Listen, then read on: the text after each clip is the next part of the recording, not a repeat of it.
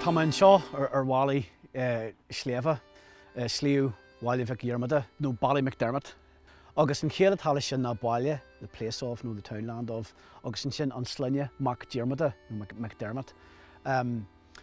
Is sloinne más ra coitianta é sin I gcánacht agus an nGall. Céannach bhfuil sé rá coitianta sa cheantar seo is an dá mar chluinne.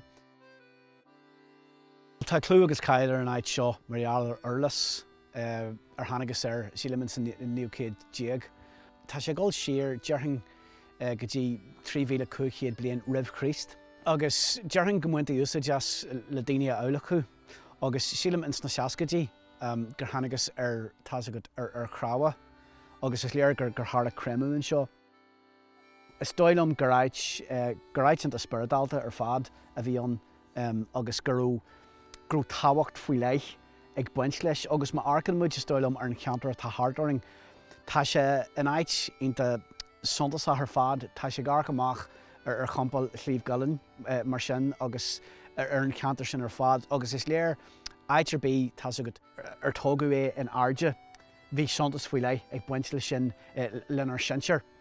Agus mar sin de nuair arcan tú isteach insan tá agat insan urlas hain fecinn tú gurú an mar dearm gurú an suntas spiridálta ag buint leis seo.